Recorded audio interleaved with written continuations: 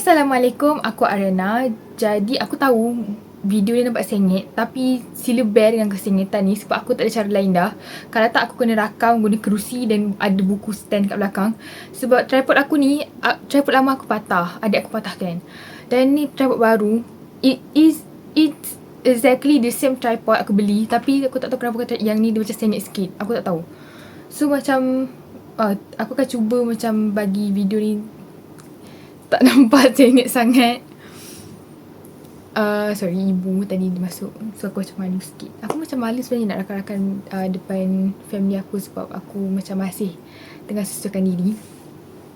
So aku tahu dah lama aku tak buat konten sebab first tripod aku patah, second aku tak ada masa sebab aku busy belajar, dan third aku baru start training kerja. Baru 2 hari sebenarnya, tapi macam satu pencapaian juga bagi aku. Jadi, topik kita pada hari ini ialah, tak boleh bagi tahu lagi. Dia macam dalam video tu dia akan slow mengurungkai ke topik dia. Atau korang dah tahu dah topik dia kat tajuk kan. So, pernah tak korang rasa yang korang takut untuk menyayangi seseorang? Okay? Aku pernah rasa benda tu, and aku rasa itu adalah sangat-sangat perasaan yang bukan toksik. Sangat tu perasaan yang perlu dibuang daripada kita punya perasaan. Sebab benda tu sebenarnya memakan diri, dan macam dia akan potential korang untuk capable of loving someone akan terbatas. Faham tak? So, please don't let fear stop you from loving someone. Love someone as loud as you can. And love someone as deeply as you can. Korang dengar suara mak aku? Ada suara mak aku. Love someone as deeply as you can. Sebab walaupun katakanlah end up korang tak jadi pun dengan orang tu, at least korang dah sayang diorang seikhlas mungkin, dan korang dah sayang diorang sedalam-dalam mungkin, and end up korang tak ada regret pun. Maybe korang akan rasa sedih sikit, tapi korang rasa macam, at least I've done my best to love them. So korang rasa macam korang tak ada apa regret sebab korang dah sayang diorang sedalam yang mungkin, dan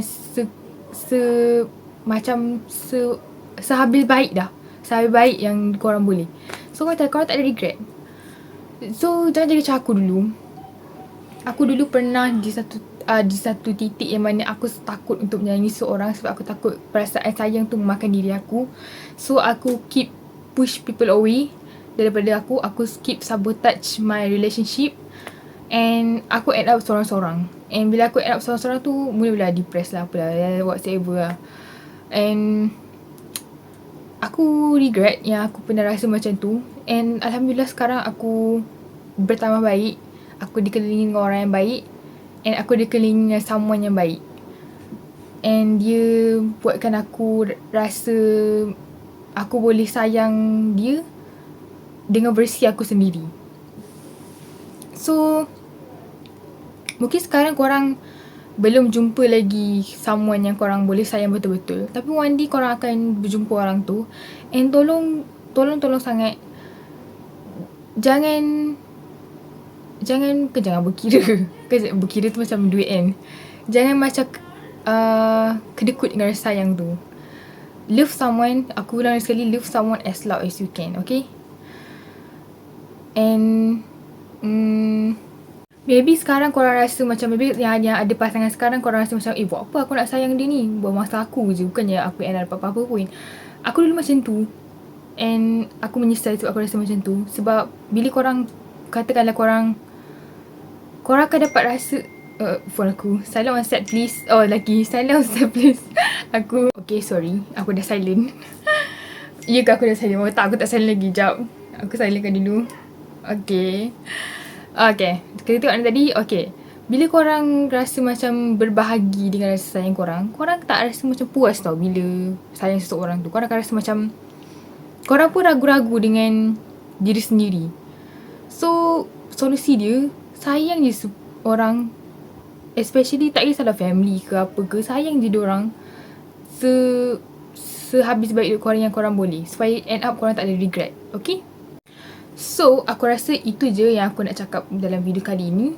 Kalau korang ada apa-apa yang korang nak aku baiki, apa-apa yang korang nak suggestkan, apa-apa yang korang nak tengok, korang boleh komen. Dan jangan lupa like, subscribe and share video ni. And kalau ada rezeki, aku buat video lagi. Kita jumpa di next video. Okay? Bye-bye.